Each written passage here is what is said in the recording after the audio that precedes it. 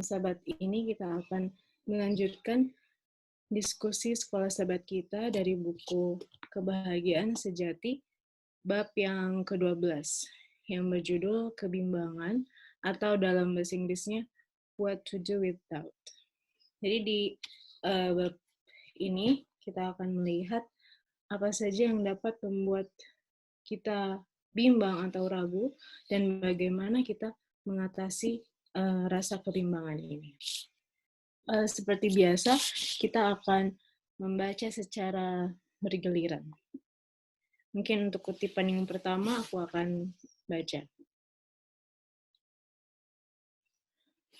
Banyak orang, terutama orang-orang yang masih muda dalam kehidupan Kristen, sering gelisah karena hasutan keraguan-raguan. Di dalam Alkitab, banyak terdapat hal-hal yang tidak dapat diterangkan mereka ataupun dipahami.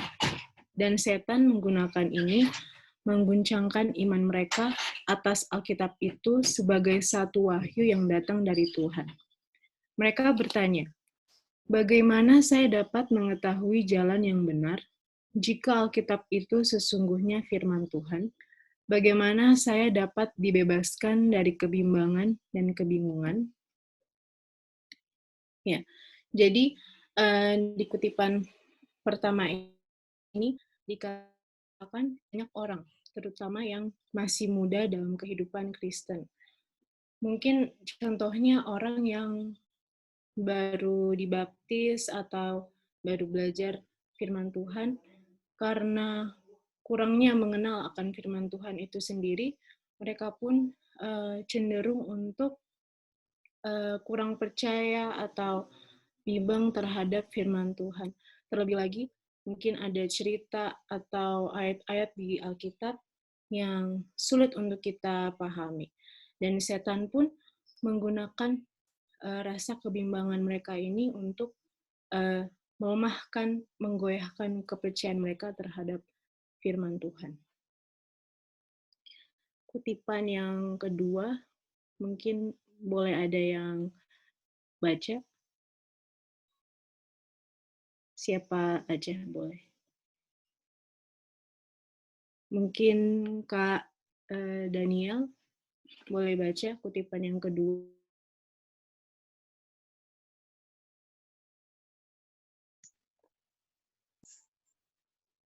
Banyak orang, terutama orang-orang yang masih muda dalam kehidupan Kristen.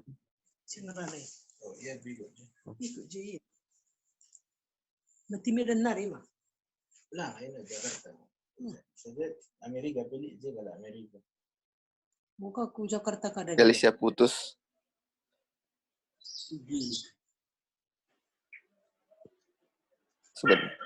Sebentar mungkin putus Alicia.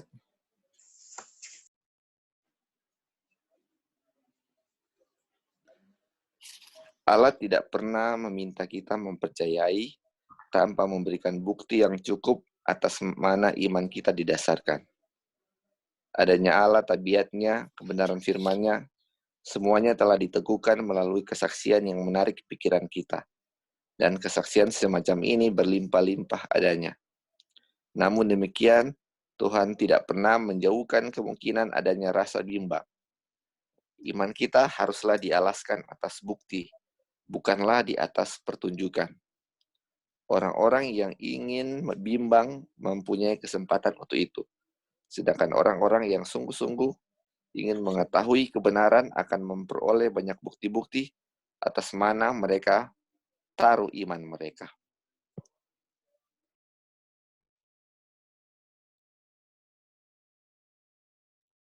Ya, terima kasih Kak. Jadi di kutipan yang kedua ini dikatakan bahwa Allah tidak pernah meminta kita mempercayai tanpa memberikan bukti yang cukup atas mana iman kita didasarkan. Tuhan sudah memberikan banyak sekali bukti iman dalam cerita di Alkitab. Contohnya yang paling terkenal adalah Abraham, ya, di mana Tuhan menguji kesabaran, kesetiaan, dan iman Abraham ketika pada umur 100 tahun Abraham diberi janji oleh Tuhan bahwa dia akan memiliki keturunan yang banyak, seperti bintang di langit dan pasir di laut. Dan Abraham harus menunggu janji itu sampai akhirnya terwujud selama 25 tahun. Dan setelah Ishak pun lahir, ujian itu tidak berhenti sampai situ ya. Tuhan menyuruh Abraham untuk mempersembahkan anak kesayangannya, yaitu Ishak. Dan ketika Tuhan menyuruh Abraham, Abraham pun tidak bertanya-tanya ya, tidak memiliki banyak alasan atau bertanya kenapa dia harus melakukan hal tersebut. Dia langsung melakukan perintah Tuhan itu. Dan Abraham pun melewati ujian dari Tuhan itu dengan berhasil ya. Dan itu tentunya tidak bisa dilakukan Abraham tanpa keyakinan, kepercayaan Abraham dengan Tuhan yang sungguh-sungguh. Selain contoh di Alkitab, pastinya bukti iman itu juga nyata dalam kehidupan kita masing-masing. Dan dengan mengetahui hal-hal ini, harusnya lebih menguatkan lagi Tuhan Yesus.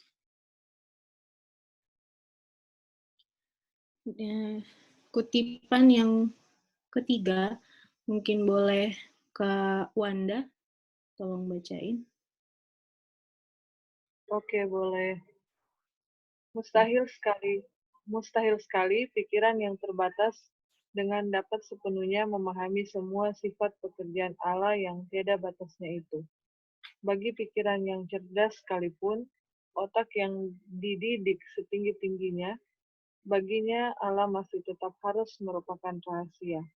Dapatkah engkau memahami hakikat Allah, menyelami batas-batas kekuasaan yang maha kuasa, tingginya seperti langit, apa yang dapat kau lakukan? Dalamnya melebihi dunia orang mati. Apa yang kau ketahui? Ayub 11 ayat 7 dan 8. Ya, makasih Kak. Kita sebagai manusia adalah ciptaan Tuhan yang paling sempurna dibanding ciptaan lainnya. Tapi sepintar-pintarnya kita, setinggi-tingginya pendidikan kita, kita tidak dapat mengerti semua sifat pekerjaan Tuhan. Karena pikiran kita manusia ini adalah sangat terbatas. Bagi kita manusia yang fana, Tuhan masih adalah merupakan rahasia. Kalau misalnya ada yang mau kasih tambahan, komentar, boleh langsung bicara aja.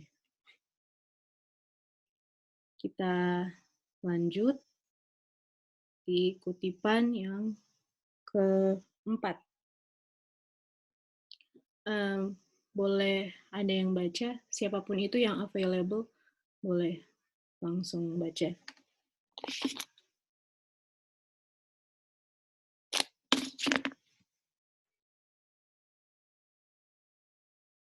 Mungkin iya, boleh. Rasul Paulus berkata seperti berikut.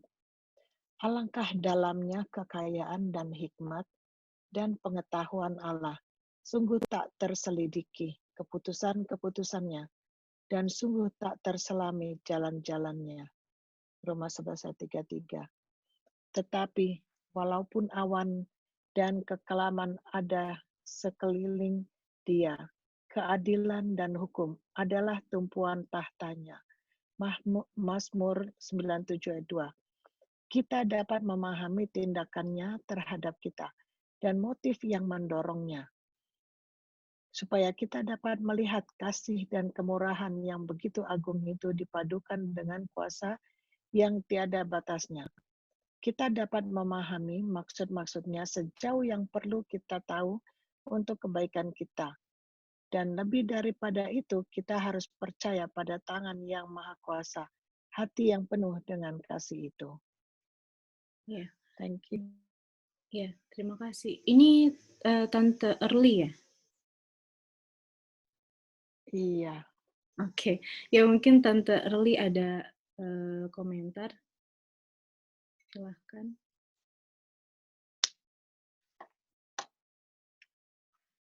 Ya, sebagaimana Rasul Paulus ya yang bilang itu, berarti kita juga percaya bagaimana kekayaan Tuhan dalamnya dan hikmat itu ya, pengetahuan Allah itu memang ya yang namanya Tuhan jauh lebih dalam, lebih luas, dan kita dengan iman untuk percaya, karena semuanya itu kita nggak bisa selidikin. Sebagai manusia kita terbatas, dan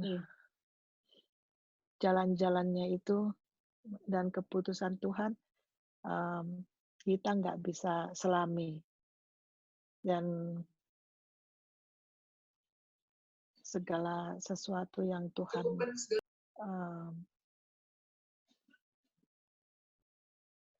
segala sesuatu di dalam tahtanya itu yang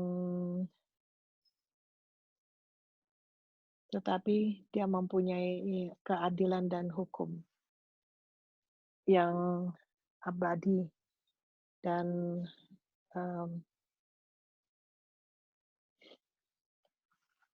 kita katanya nggak dapat memahami tindakannya terhadap kita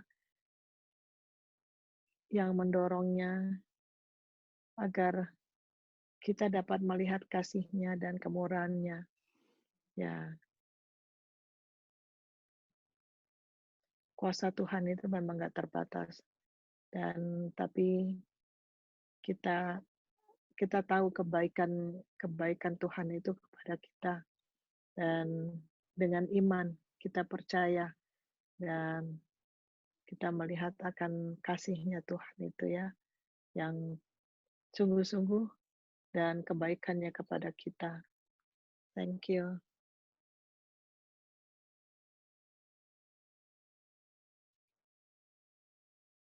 Iya, makasih Tante Erli. Ya, jadi meskipun kita tidak bisa mengerti sepenuhnya akan firman Tuhan itu, tapi kita dapat memahami tindakan dan motif Tuhan. Dan dengan mengetahui hal itu, kita jadi sadar bahwa segala sesuatu yang Tuhan berikan kepada kita itu adalah untuk kebaikan kita. Itu karena kasih Tuhan kepada kita sebagai umat-Nya.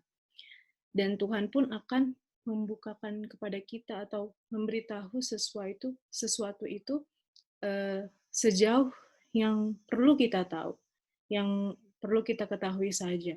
Dan selebihnya Tuhan ingin kita percayakan sepenuhnya kepada Tuhan. Kutipan yang selanjutnya, kutipan yang kelima. Boleh Kak Gita tolong baca.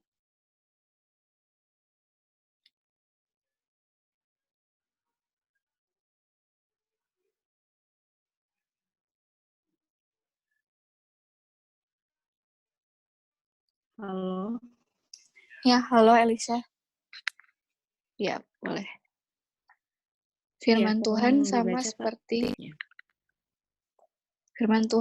seperti sifat ilahi pengarangnya, mengandung rahasia-rahasia yang tidak akan pernah dapat dipahami sepenuhnya oleh makhluk yang fana.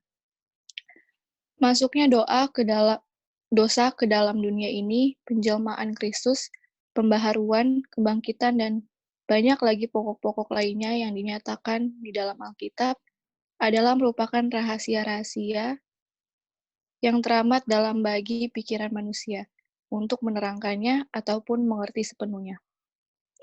Tetapi kita tidak mempunyai alasan untuk meragu-ragukan firman Allah, karena kita tidak mengerti rahasia-rahasia takdirnya.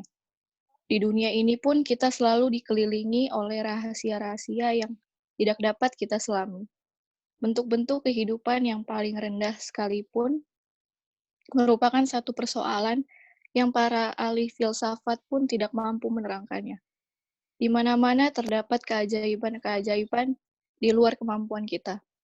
Apakah kita masih merasa heran menemukan bahwa di dalam dunia rohani juga terdapat rahasia atau misteri yang tidak dapat kita duga dalamnya? Kesulitannya terletak semata-mata di dalam kelemahan dan kepicikan pikiran manusia.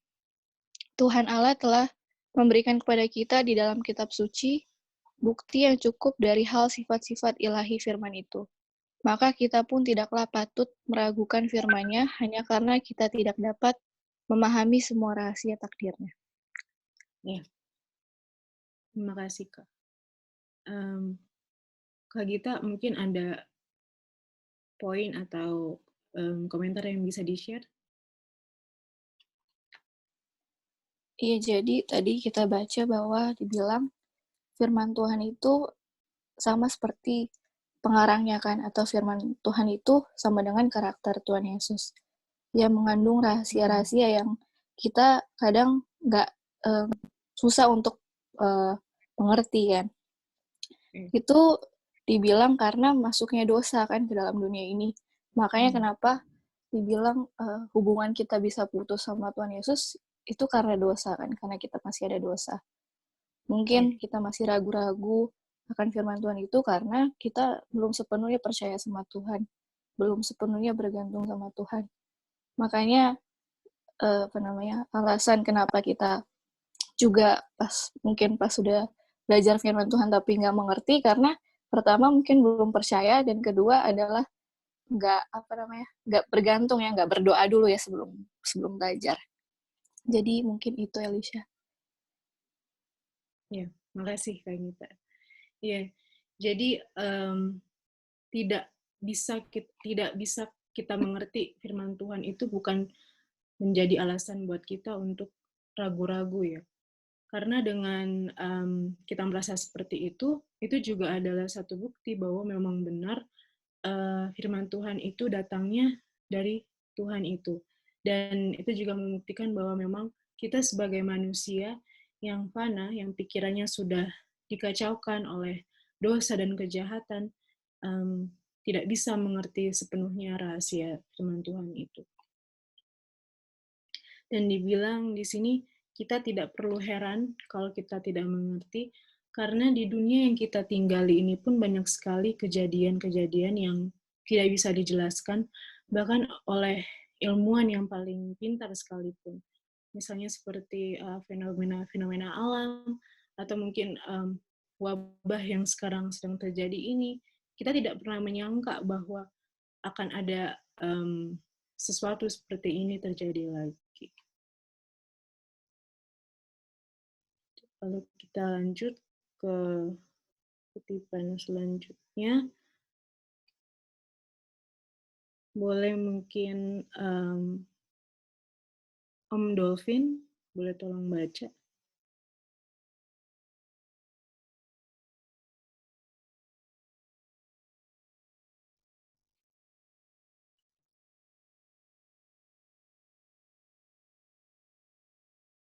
Apakah available, Om Dolphin?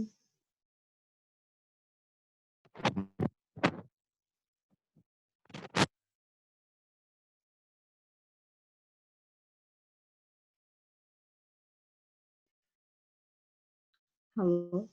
Nggak kedengar suaranya, bro.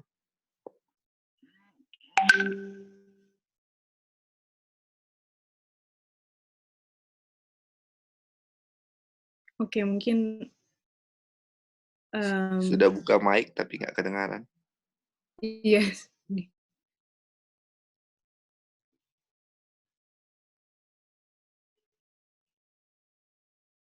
Oke, mungkin yang giliran yang lain dulu ya, mungkin Kak Tante Gladys.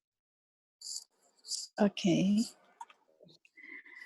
Rasul Petrus mengatakan bahwa di dalam kitab suci terdapat hal-hal yang sukar dipahami, sehingga orang-orang yang tidak memahaminya dan yang tidak teguh imannya memutarbalikannya menjadi kebinasaan mereka sendiri. 2 Petrus 3:16. Yang sulit dalam kitab suci itulah yang digunakan oleh orang-orang yang bimbang sebagai alasan menyerang Alkitab, tetapi sebaliknya, ayat-ayat itu menjadi bukti yang kuat bahwa hal itu datangnya dari Tuhan. Jika ayat-ayat itu tidak ada hubungannya dengan Allah dan kita dapat memahaminya dengan gampang, jika kebesaran dan kemuliaannya dapat dijangkau oleh pikiran fana, maka Alkitab tidak mendapat pengakuan yang tidak dapat disangsikan lagi sebagai berasal dari ilahi. Kemuliaan besar dan rahasia daripada tema yang dihadapkan seharusnya menimbulkan iman atasnya sebagai firman Tuhan, firman Allah. Ya, wow.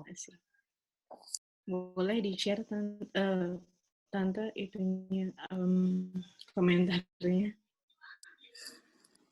Waduh, berat ini ya. Berat. Oke.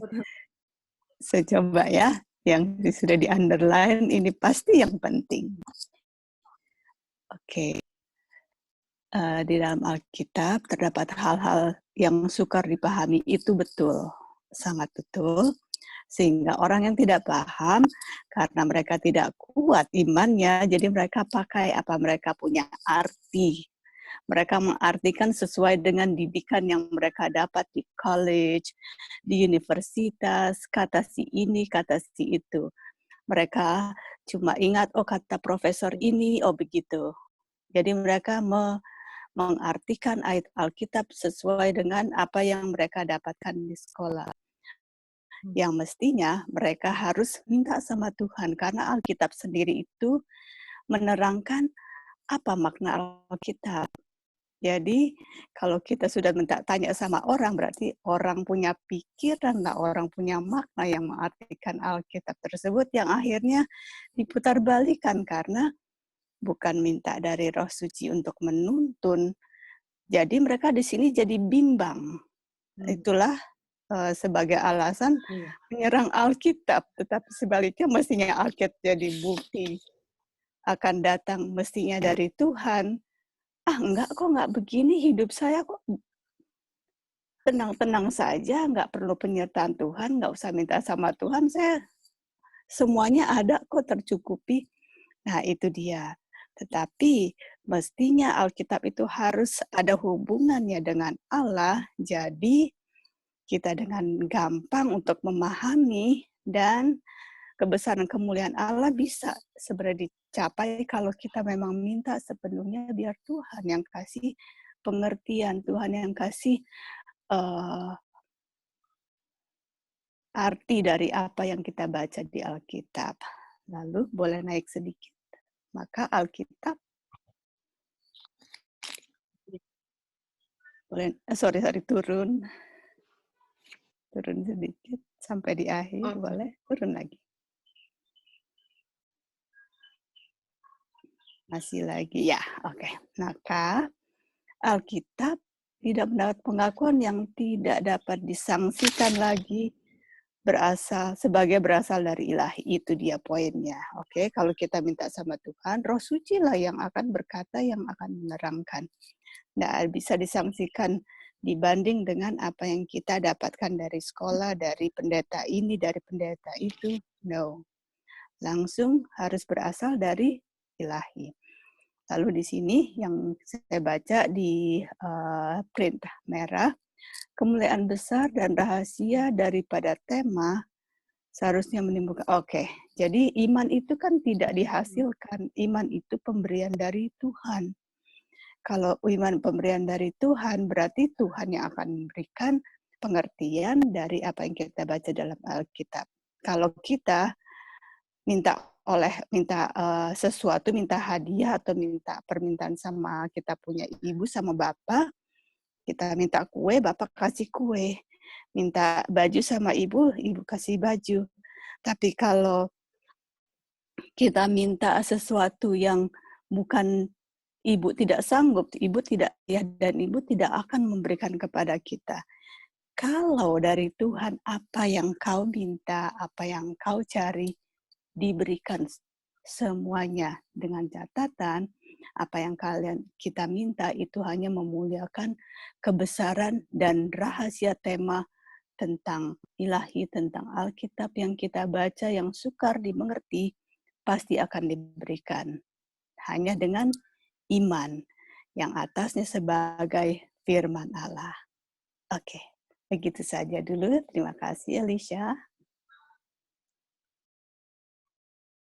Iya, terima kasih, Tante Gladys. Iya, apa yang dikatakan Tante Gladys benar ya, bahwa ketika kita belajar firman Tuhan, memang harus harus melihat langsung ke sumbernya, entah itu Alkitab atau Roh Nubuat. Kalaupun kita mendengar firman Tuhan dibawakan oleh orang, ya, kita jangan tidak cukup kita cuma mendengar saja, tapi kita pun harus membuktikan kalau apa yang orang itu sampaikan memang benar adanya, seperti tertulis di Alkitab dan Roh Nubuat. Kita lanjutkan. Kutipan yang ke-7, boleh tolong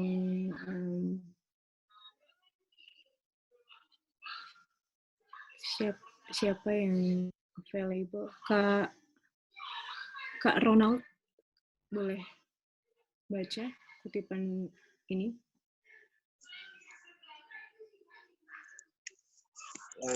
Alkitab membukakan kebenaran itu dengan kesederhanaan dan dengan satu penyesuaian yang sempurna terhadap keperluan-keperluan dan kerinduan hati umat manusia yang telah menakjubkan serta memikat pikiran orang-orang yang paling tinggi budi pekertinya, sementara orang-orang yang sederhana pikirannya dapat menyelidiki jalan keselamatan itu. Namun segala kebenaran yang dituturkan dengan sederhana ini mencakup hal-hal yang begitu tinggi, dengan jangkauannya yang begitu jauh, yang melampaui kuasa daya pengertian manusia, supaya kita dapat menerima hanya karena Tuhan telah menyatakannya. Oleh karena itulah rencana keselamatan diletakkan di hadapan kita dengan terbuka, supaya tiap-tiap jiwa dapat melihat langkah-langkah yang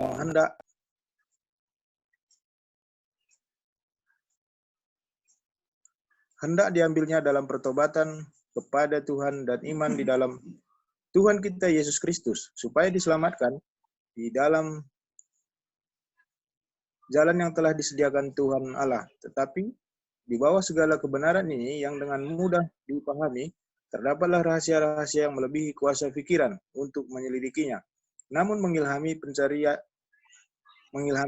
kebenaran yang sungguh-sungguh dengan kemuliaan dan iman. Semakin Alkitab diselidiki, semakin dalam keyakinan bahwa firman itu Tuhan yang hidup dan pertimbangan manusia tunduk di hadapan kenyataan kemuliaan ilahi. Ada lagi, Kak? Sudah sampai di sini. Ada poin yang bisa di-share? Mungkin?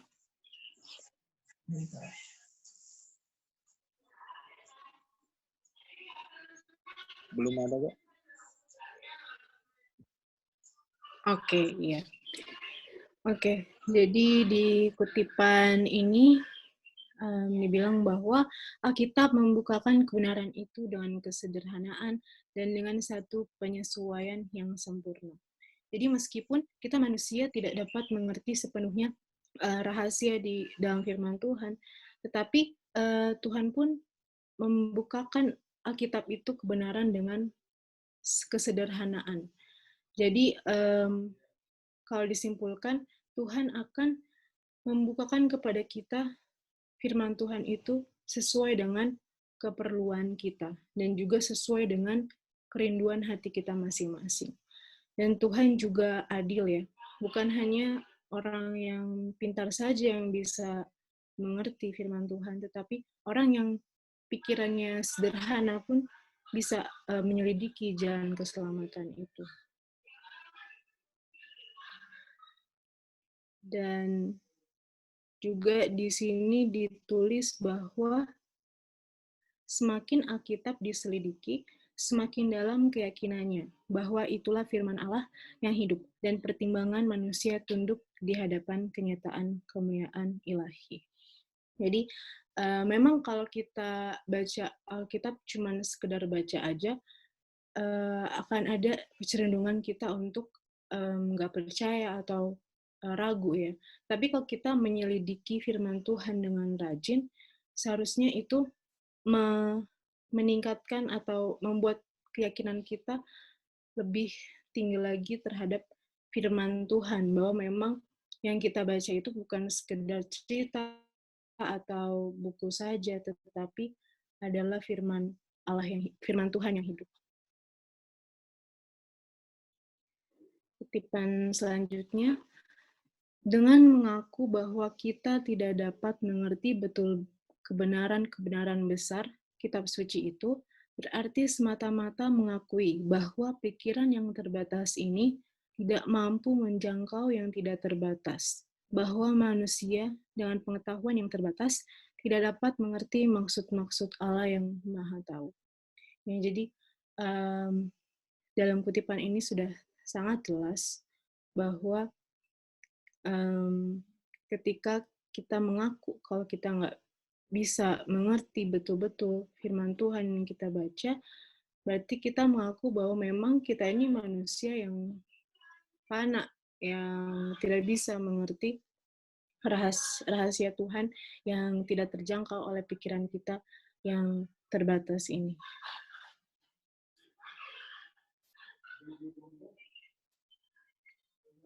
Mungkin boleh Kak Joy baca kutipan selanjutnya ini? Ya, karena mereka tidak mendalami semua rahasia-rahasia itu, orang yang bimbang dan orang yang tidak percaya menolak firman Allah. Dan tidak semua orang yang mengaku percaya kepada Alkitab lepas dari bahaya ini. Rasul Paulus berkata, waspadalah hai saudara-saudara, supaya di antara kamu jangan terdapat seorang yang hatinya jahat dan yang tidak percaya oleh karena ia murtad dari Allah yang hidup. Ibrani 3:12. Ada baiknya mempelajari dengan rajin ajaran-ajaran kitab suci serta menyelidiki segala sesuatu, sementara hal yang tersembunyi dalam diri Allah, tetapi hal-hal yang dinyatakan ialah bagi kita. Tapi setan bekerja mengacaukan kuasa menyelidiki manusia itu. Keangkuhan-keangkuhan tertentu dicampur adukan dengan pertimbangan akan kebenaran. Tunggu sebentar ya, Elisha, sebentar. Iya Pak.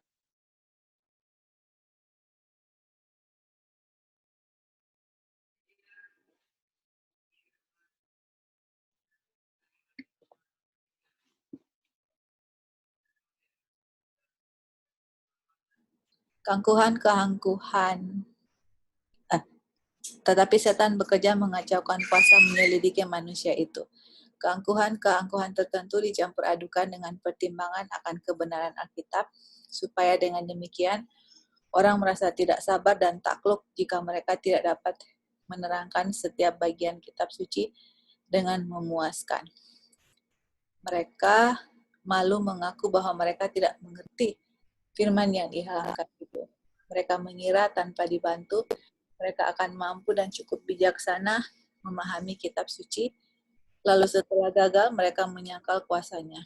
Memang benar bahwa banyak teori dan doktrin populer yang disangka berasal dari kitab suci, padahal tidak mempunyai dasar sama sekali, dan bahkan sesungguhnya berlawanan dengan perkataan yang diilhamkan Tuhan itu. Hal-hal semacam inilah menjadi penyebab kebimbangan dan kekacauan terhadap banyak pikiran. Bagaimanapun segala pengajaran serupa ini jangan disalahkan kepada firman Allah, melainkan kepada kekacauan yang dibuat manusia itu sendiri. Ya mungkin Kak Joy kalau bisa kasih poin yang mungkin Kakak bisa share. Oke. Bisa Elisa turun lagi dari di atas. Oh, dia. Iya. Turun lagi. Ya, turun lagi dari yang pertama baca. Oke. Jadi kan kita tadi semua sudah bahas ya bahwa ada rahasia-rahasia yang kita tidak bisa mengertikan. Jadi di sini juga ditekankan bahwa apa yang sudah dinyatakan kepada kita, yaitulah yang kita pelajari. Tapi ada rahasia-rahasia yang kita tidak bisa tahu. Nah, itulah dibilang setan bekerja mengacaukan kuasa penyelidikan manusia itu.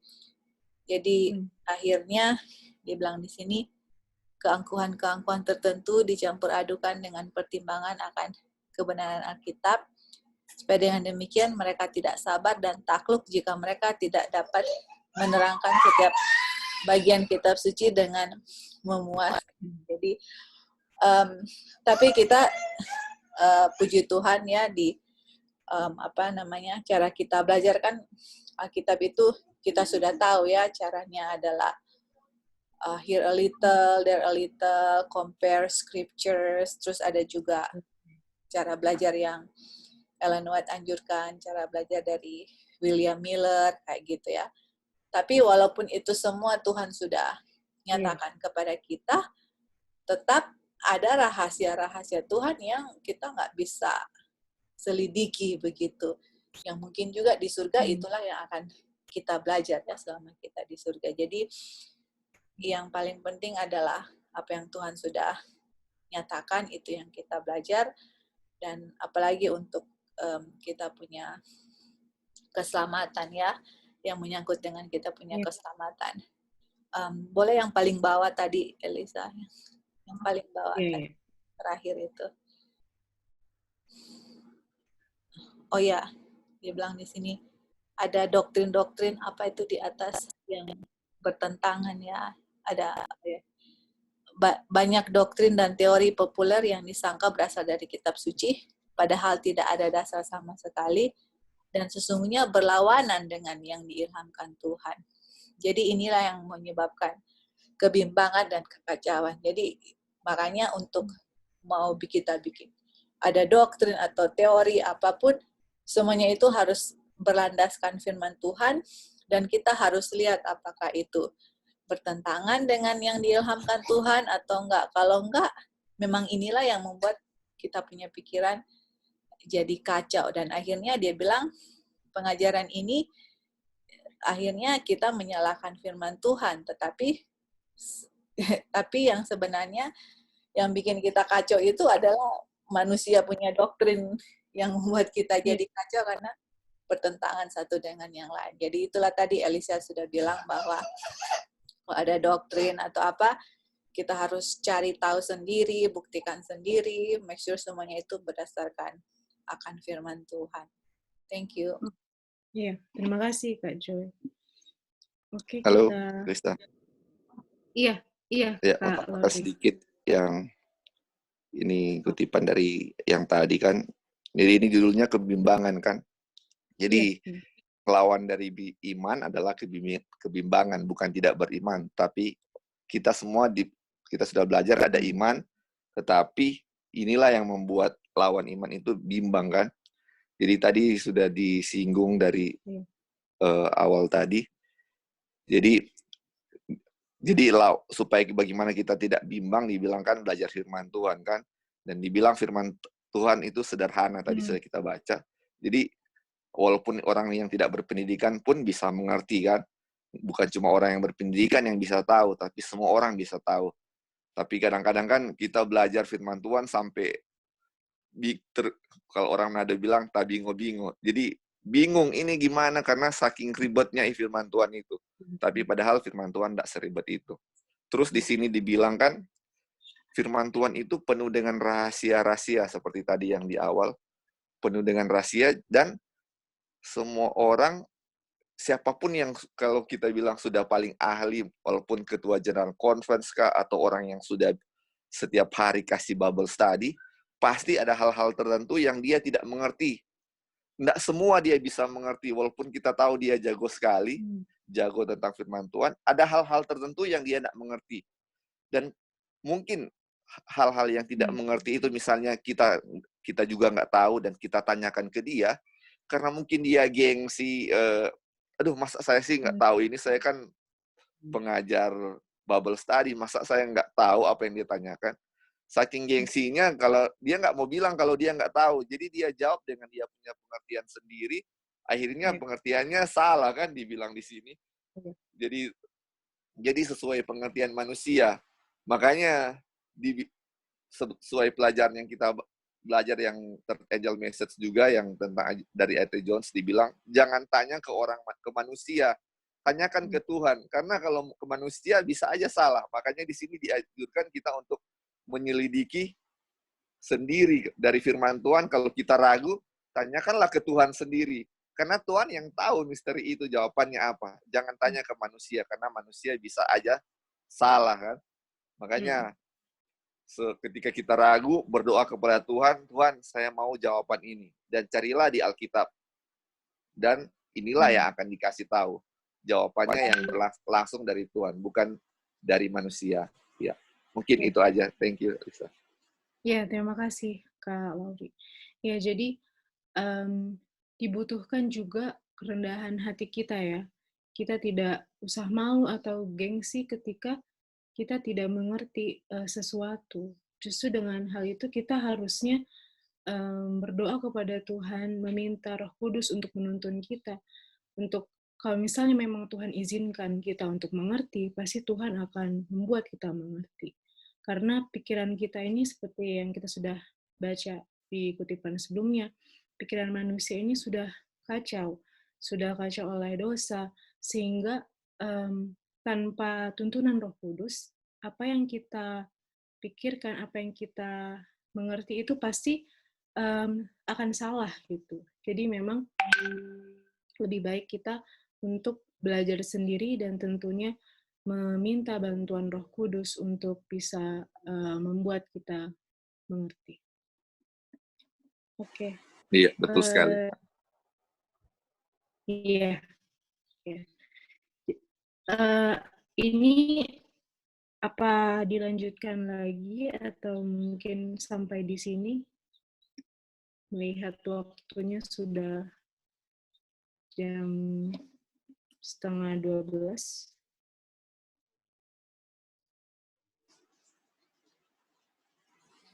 Dilanjutkan atau mungkin satu kutipan lagi baru selesai. Oke. Ya, baik.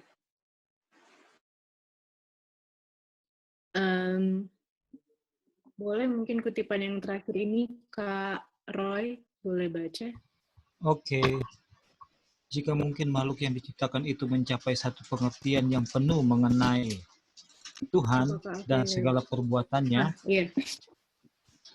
maka setelah mencapai titik pengetahuan seperti ini, tiada akan ada lagi bagi mereka penemuan kebenaran yang lebih lanjut. Tidak akan ada pertumbuhan pengetahuan lagi. Tiada lagi perkembangan pikiran atau hati untuk selanjutnya. Maka Tuhan tidak berkuasa lagi dan manusia dengan tercapainya batas pengetahuannya akan berhenti dan tidak maju lagi.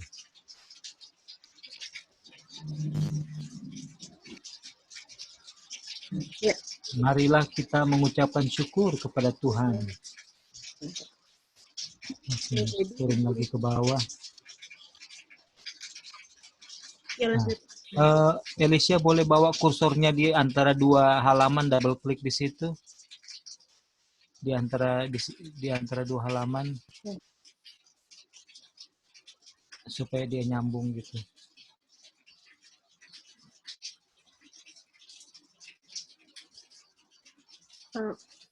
Pas di tengah-tengah, di situ double klik situ. Nggak tahu caranya Kak gimana. Ini di antara dua kertas paling bawah sama paling atas, di tengah-tengah itu. Pas di tengah-tengah sekali, kursornya. Pointernya ya itu. Double klik di tengah-tengah. Pointer mouse-nya dibawa di tengah-tengah.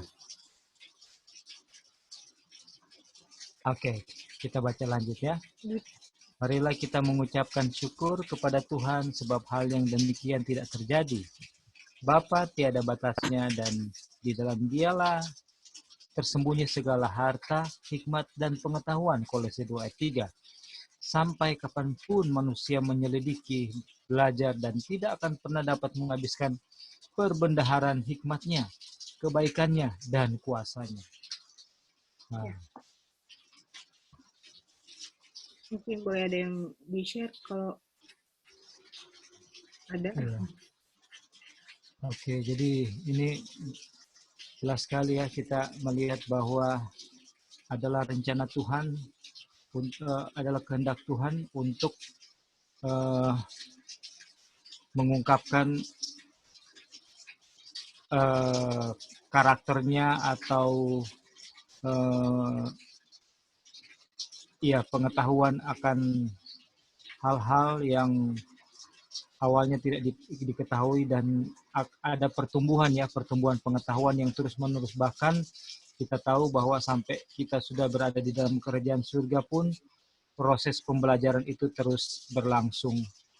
Dan semuanya itu dibukakan sesuai dengan kebutuhan kita dan kesanggupan kita yang sangat terbatas ini. Salah satu yang kita ingat adalah bagaimana rahasia Bapa mau memberikan anaknya Yesus Kristus bagi ras manusia yang sudah jatuh. Itu adalah sebuah rahasia kekelaman sepanjang masa itu ya. Orang nubuat bilang di Patriarchs and Prophets, rahasia kekelaman sepanjang masa. Bahkan bagi makhluk manusia atau makhluk ciptaan Tuhan yang ada di alam semesta yang tidak pernah jatuh sekalipun, ini menjadi rahasia sepanjang masa. Kok bisa ya Tuhan pencipta langit dan bumi yang memiliki begitu tak terbatasnya makhluk ciptaan dan planet-planet dan bintang-bintang yang tidak terhitung banyaknya luasnya, mau untuk memberikan anaknya untuk mati dan mengalami siksa aniaya, untuk memberi kesempatan kepada ras yang sudah jatuh ini supaya bisa diselamatkan. Itu sesuatu yang bagi mereka sekalipun yang sudah sangat mengerti betapa Bapa itu mengasihi mereka, yang memenuhi segala kebutuhan mereka dengan begitu limpahnya, mereka punya pengetahuan atas keilahian yang begitu besar, dalam dan luas dan tinggi, tapi pun itu tetap menjadi rahasia yang susah mereka mengerti sampai kekelaman, sampai selama-lamanya. Kenapa mau memberikan Yesus Kristus, Mikael, untuk mati bagi manusia yang sudah? Bukankah lebih mudah untuk dihapuskan titik noda ini? Tetapi bagi mereka sekalipun, rahasia ini akan mereka pahami nanti seiring dengan selesainya pekerjaan penebusan, sampai manusia yang sudah jatuh ini sudah ditebus dan sudah bersatu kembali dengan Bapa karena sudah tidak ada lagi dosa, dan mereka mulai mengerti dan akan terus mereka pelajari. Demikian juga kita yang sudah jatuh ini, kita akan terus belajar akan karakter dan pengetahuan yang kita butuhkan sesuai dengan perkembangan kita yang Tuhan rencanakan bagi kita. Dan untuk ini kita letakkan kepada iman saja. Untuk hal-hal yang kita tidak mengerti ini, kita terima dengan iman. Jadi nanti Tuhan yang akan bukakan sesuai dengan waktunya. Disinilah iman bekerja. Ya, kayak contoh misalnya waktu zaman kegelapan, 12.260 tahun dari 538 sampai 1798. Itu bagi umat Tuhan seakan-akan nggak bisa mengerti. Kenapa umat-umat Tuhan dibiarkan, dianiaya, tidak ada harganya, dibawa ke tebing, ya, di pegunungan Italia, orang-orang Waldensia, Celtic Church, dibawa ke tebing dan dibuang dilemparkan ke tebing. Dan banyak sekali penganiayaan dari setiap orang-orang yang menerima terang kebenaran dan dihukum mati. Kok Tuhan membiarkan gerejanya, umatnya untuk dibinasakan selama periode yang sangat panjang ini, beberapa generasi ini? Itu jadi keheranan. Tetapi ternyata setelah kita pelajari, hal ini adalah untuk mengungkapkan kepada setan, kepada alam semesta, bahwa kalau ada manusia yang sudah bersatu dengan firman itu, Kalau Yesus sudah ada di dalamnya, dia sudah sangat mengenal Tuhan dan mengasihi Tuhan. Bahkan nyawanya pun, ancaman kematian pun tak akan bisa memisahkannya dengan apa? Dengan Yesus, dengan juru selamatnya. Dan kematian dari setiap syuhada akan menjadi bibit untuk terang kebenaran bertumbuh lagi. Dan sampai sekarang kita masih bisa menerima firman Tuhan ini, itu adalah hasil daripada ketujuh kakilian yang terus menyala. Dan Roh Kuduslah yang bekerja, yang menyanggupkan syuhada-syuhada ini untuk mau mati bagi kebenaran. Dan ini menjadi rahasia yang harus kita terima dengan iman. Itu mungkin dari saya. Terima kasih, puji Tuhan.